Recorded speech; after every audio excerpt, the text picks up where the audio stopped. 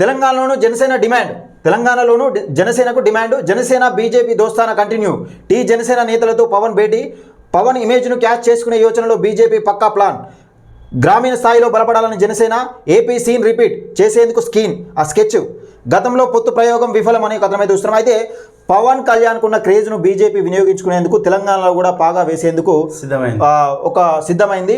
ఇక్కడ నిజంగా AP scene repeat చేసేందుకు అంటే ఇక్కడ ఆంధ్రప్రదేశ్లో కూటమి అనేది నిజంగా విజయవంతమైంది. దాదాపుగా 151 సీట్లున్న వైఎస్ఆర్సీపీని 11 సీట్లకే పరిమితం చేసిందంటే దాదాపు ఎంత సక్సెస్ఫుల్గా కూటమి దిశ ముందుకెళ్తుందన్నది మీరు అర్థం చేసుకోవచ్చు. అలాగే ఇక్కడ పవన్ కళ్యాణ్ను టార్గెట్ లోకల్. ఇక్కడ పవన్ కళ్యాణ్ కూడా తెలంగాణలో యూజ్ చేసే అవకాశం అంటే వినియోగించుకునే అవకాశం కనబడుతూ ఉన్నదని పేపర్ ఒక హెడ్లైన్స్ వచ్చింది. ఒకసారి దానికి సంబంధించిన అంశం కూడా.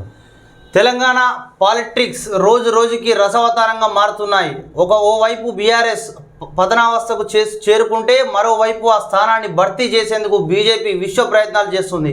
అందులో భాగంగానే ఏపీ తరహాలోనే తెలంగాణలోనూ బీజేపీ, జనసేన, టీడీపీ కూటమి దిశగా అడుగులు వేసే పరిస్థితి కనిపిస్తూ ఉంది. ఇక్కడ మనం అర్థం చేసుకోవాల్సింది ఏంటంటే తెలంగాణ రాష్ట్రంలో కూడా కూటమిని తయారు చేయడానికి సిద్ధంగా అయింది భారతీయ జనతా పార్టీ.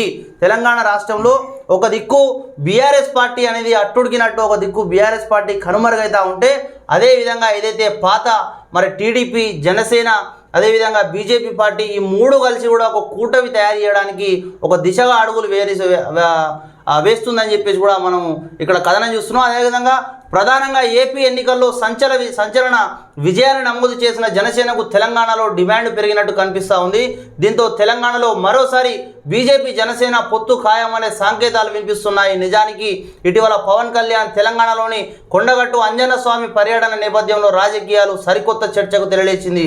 దీనికి బలం చేకూరుస్తూ పవన్ కళ్యాణ్ రెండో రోజు హైదరాబాద్లో ఉండి తెలంగాణ జనసేన నేతలతో భేటీ కావడం ప్రాధాన్యత సంతరించుకుంది. ప్రధానంగా తెలంగాణలో రానున్న స్థానిక సంస్థల ఎన్నికలే టార్గెట్గా పవన్ కళ్యాణ్ అడుగులు వేస్తున్నట్టు తెలుస్తూ ఉంది.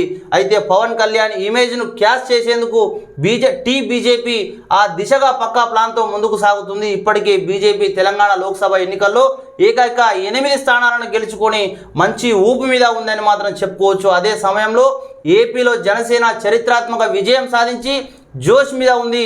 ఇదే ఊపులో తెలంగాణలోనూ రానున్న స్థానిక సంస్థల ఎన్నికల్లో సత్తా చాటాలని భావిస్తుందనడం గమనార్హం.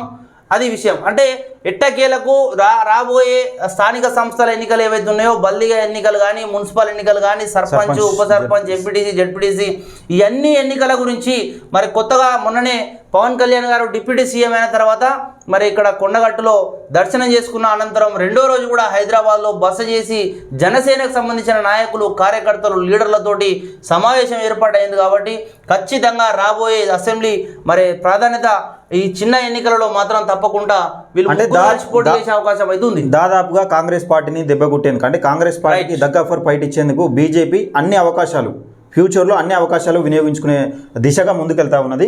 ఇక రానున్న రోజులలో బీఆర్ఎస్ పార్టీ మనుగడ అనేది ప్రశ్నార్థకంగానే మారింది.